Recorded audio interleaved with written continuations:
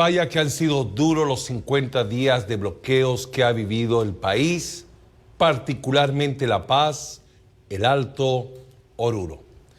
Departamentos duramente golpeados por una movilización que aparentemente este viernes podría haber sido el inicio del fin, tomando en cuenta el acercamiento y los acuerdos que han sostenido entre el gobierno y la Central Obrera Boliviana. Pero quedan las secuelas, quedan los problemas, queda el desabastecimiento, queda el sufrimiento que han tenido las familias y habrá que ver si los otros sectores que han estado movilizados en el país deciden también levantar las medidas de presión. Para hablar de ese tema hemos invitado esta noche a Andrés Gómez, periodista y analista político. Andrés, buenas noches, bienvenido a Detrás de la Verdad. Hola Francisco, qué gusto para mí, gracias por el tiempo. ¿Cómo ha vivido La Paz estos 50 días de bloqueos? En estos 50 días la ciudadanía ha verificado algunas cosas muy dolorosas. Primero, que no hay gobierno. Segundo, que no hay Estado. Y si no hay gobierno, no hay Estado, no hay una institución que haga respetar sus derechos, ¿no? O de una ciudad sitiada, cercada, ¿no? Que ha sufrido la violación de su derecho al trabajo, de su derecho a la libre circulación, a la alimentación, a la salud, a la vida. Ni siquiera el Ministerio Público ha actuado como debería actuar, que es promover justicia y defender los derechos de los ciudadanos. Esa ha sido la experiencia dolorosa en estos 50 días, ¿no? Y ante esta situación, la sociedad se ha visto huérfana, ¿no? Y ante esta realidad ha buscado organizarse. Organizarse porque ya que no funcionaba ni el Ministerio Público, ni el gobierno, ninguna institución del Estado, ni el defensor del pueblo. El defensor del pueblo defiende a los bloqueadores y no a los ciudadanos. Entonces la sociedad no tuvo más remedio que organizarse para defenderse, porque todo ciudadano tiene derecho a la defensa ante la violación de sus derechos. Andrés, ¿usted considera que después de estos 50 días hubo hay un ganador y un perdedor? En realidad hemos perdido los tres actores, ¿no? De esta triste y dolorosa realidad. Primer actor, los bloqueadores. Han sido los principales derrotados porque no han podido cumplir su objetivo de lograr la renuncia del presidente Rodrigo Paz. Porque han pretendido obligar a la gente, ¿no? Si no han buscado adhesión, han intentado imponer por la fuerza su decisión. Y la sociedad no actúa así. La gente no puede adherirse a una idea a palos. Por eso fracasaron, además de otros motivos que creo que no vale la pena detallar en esta parte. El segundo actor que perdió es el gobierno, porque puede pretender presentarse como ganador y no es verdad, porque demostró que es un gobierno ineficiente, ineficaz, ¿no? No tiene efectividad, no tiene recursos como para poder establecer la vigencia de la ley en defensa de todos los ciudadanos que vivimos en un estado como el boliviano, que lamentablemente ha demostrado estos días que no está. Y se ha producido un fenómeno de que es un gobierno paralizado, un gobierno que no va a poder a partir de ahora asumir medidas estructurales. Es poco probable.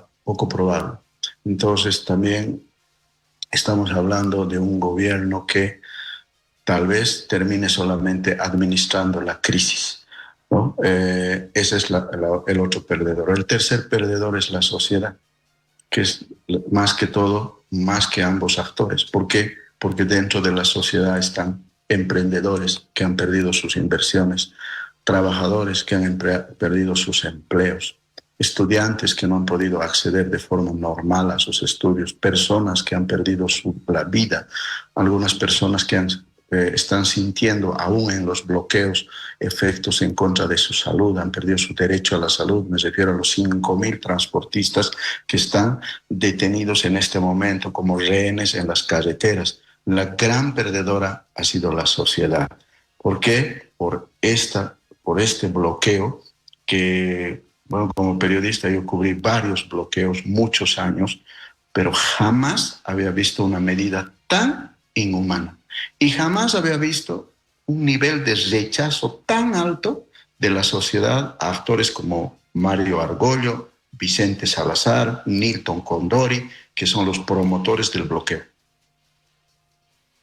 ¿Usted considera, después de esta reflexión, que la estrategia del gobierno de dilatar el conflicto, en principio, según dicen, para no haber aplicado el estado de excepción, porque los dos intentos de levantar los bloqueos en el occidente y lo que ocurrió en San Julián demostró que definitivamente no podían hacerlo? Pero ¿cree que finalmente esa estrategia de dilatar el diálogo a costa de la población, a costa de los empresarios, fue lo mejor? Hay que verlo desde la siguiente perspectiva, Francisco. Los movilizados esperaban violencia y la violencia cohesión. Y cuando hay muertos, depende pero de las circunstancias, depende de las circunstancias. Y cuando hay muertos, la sociedad suele solidarizarse y adherirse a la parte de las víctimas. Eso sucedió, por ejemplo, en 2003, ¿no? Cuando después de 60 muertos, ya la sociedad, la ciudad de La Paz, la sociedad civil, la zona sur, ¿no? Casi todo el país se solidarizó y el presidente de entonces ha tenido que renunciar. Pero eso no pasó en 2019.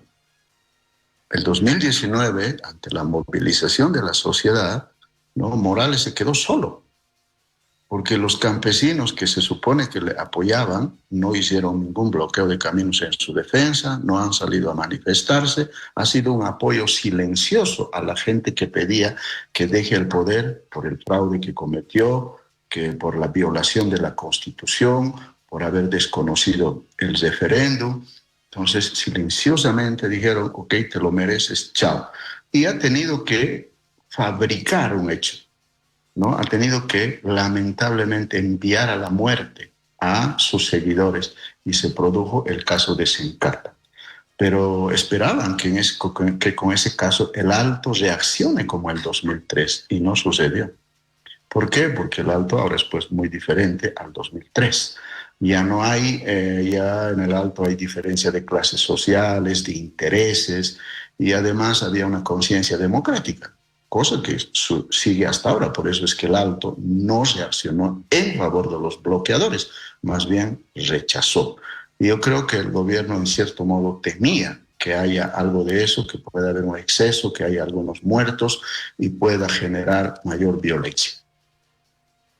Después de estos 50 días de bloqueos, Andrés, ¿cómo se mira el futuro? ¿Es fácil bloquear en el país?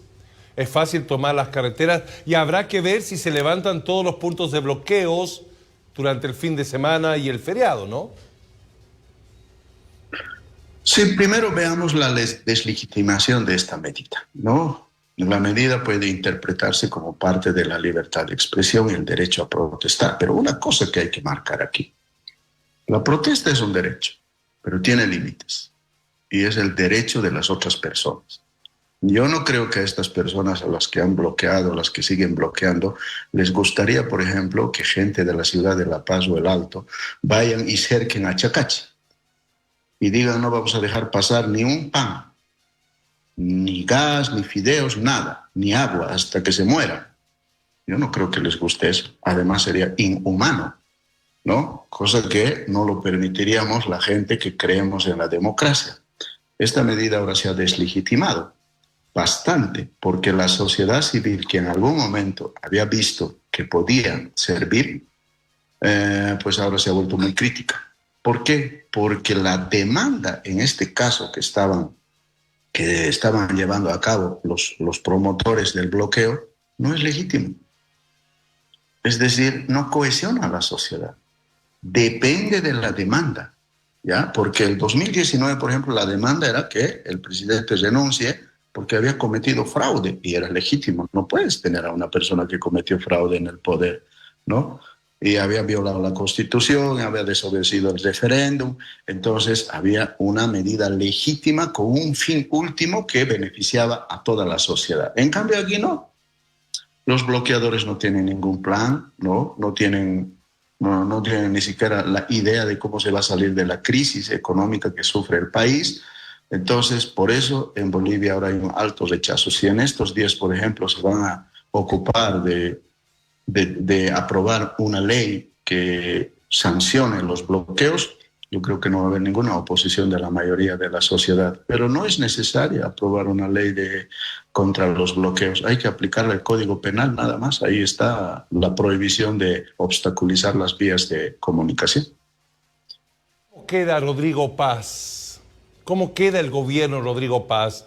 En menos de 8 meses, 2 conflictos mayores, un país paralizado. Si contamos estos 50 días más los 20 y tantos días del conflicto que hubo entre diciembre y enero, estamos hablando de casi 2 meses y algo más de país paralizado en 8 meses de gestión. Rodrigo Paz está pagando el costo de la demagogia, porque han creído, él y Edman Lara, que puedes llegar al poder mintiendo, ¿no? Con demagogia. Pero también aquí hay hay un sesgo que se llama el sesgo de Dunning-Kruger. Es que es una persona, desconoce tanto, por ejemplo, la economía, que puede prometer muchas cosas sin saber cómo funciona la economía. Es por eso que prometió sueldos a las mujeres que trabajan en la casa, un bono de 2.000. Entonces, está pagando ese costo. Y ahora queda como un gobierno débil, que probablemente solo se limite a administrar la crisis y siempre con la posibilidad de que cualquier momento va a terminar su gestión. ¿Y Evo Morales? ¿Cómo queda en este conflicto Evo Morales? Cada vez más aislado, cada vez más solo, porque según las declaraciones de los bloqueadores, han denunciado, ¿no?, los bloqueadores, que se contaminó la movilización porque apareció Morales pretendiendo aprovechar este bloqueo. Entonces eso nos está mostrando que está cada vez más aislado ahí en el Chapare, cada vez más solo y con un alto rechazo popular, incluso en el Chapare, ¿no? Aunque puede decirlo, en el Chapare lo apoyan, pero ¿a qué? A plan de palos, porque ahí hay un sistema muy autoritario. No lo apoyas, multa. No sales a pagar, a bloquear, multa. Y ese es un sistema dictatorial que funciona ahí en el Chapare. Y bueno, por eso yo dudo que tenga un apoyo mayoritario, incluso ahí en el interior del Chapare. En la anterior idea usted dice que queda la señal de un gobierno, de un presidente débil. ¿Le alcanzará para los 5 años? Depende mucho de cómo a partir de ahora va a actuar el gobierno. Bueno, todavía no se resolvió el bloqueo, pero en estos 50 días ha tenido algo a su favor. Ojo, no es que la sociedad se puso del lado de Rodrigo Paz, no es que dijo apoyamos a este gobierno porque es bueno, o apoyamos a Rodrigo Paz porque es un gran presidente, no. El rechazo a los bloqueadores no ha significado el gran apoyo al gobierno. Lo que sucede es que hay una conciencia democrática de que no puede ser que un grupo de personas que han votado por el presidente ahora decidan echarlo con un bloqueo por la fuerza. La democracia no funciona así. La democracia es un sistema de reglas y una de las reglas dice: se elige presidente mediante voto popular, no mediante bloqueos. Y si a uno le cae mal el presidente y quiere que se vaya, pues tiene que organizar un referéndum revocatorio. Estos mismos bloqueadores han aprobado la Constitución.